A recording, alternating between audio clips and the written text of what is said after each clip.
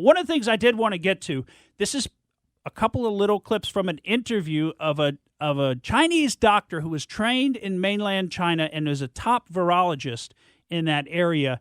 And what she has to say about the COVID virus is unbelievable. She's looked into it. She's done research, and we're going to share. She says this comes from a lab, and you got to hear this. She's a little hard to understand, but thank goodness, because if she was speaking in Chinese, we wouldn't be able to understand her at all. So at least she can speak English. And so just listen real carefully to what she has to say here, because this is fascinating. In your best professional knowledge, is this virus something that naturally came out of a fresh market in Wuhan, or is this something you think is somehow either through a gain-of-function experiment or somehow with some sort of weapons program or whatever came out of the lab in Wuhan? Is this natural or is this not natural?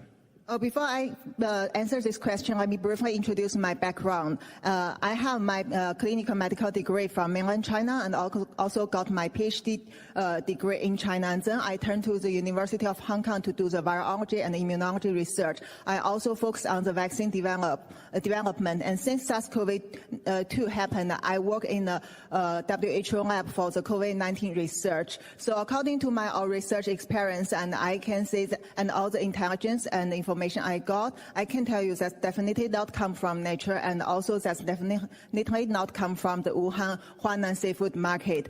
So it definitely didn't come from nature, and it definitely didn't come from that seafood market in Wuhan, the Huanan seafood market, that they were trying to tell us. That's where it came out of. It was because of eating all that strange meat. Now, this is the more interesting of the two clips that we have, though, because you got to listen hard to this one.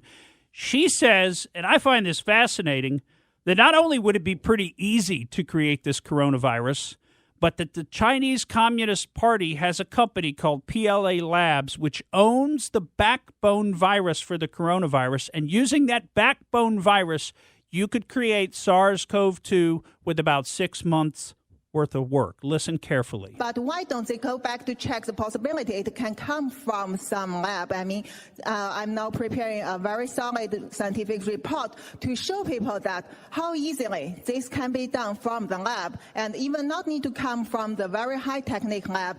This is something actually using the mature technique, and also if you have the material, which we see here as a SARS-CoV-2's backbone virus, this is the only virus is owned by CCP, by their PLA labs. And with these things, you can make it within half years. That's so easy.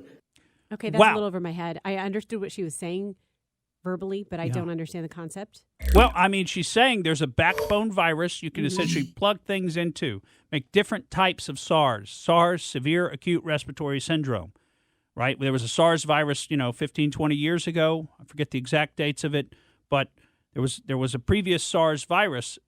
They're all based on these coronaviruses, and what she's saying is PLA Labs, which is a Chinese Communist Party owned company, has this backbone virus, and from that point you can create multiple different versions of coronaviruses by just plugging in, additional parts of the virus. You plug things into it, release it, and now you've got SARS-CoV-2. Takes about 6 months worth of work.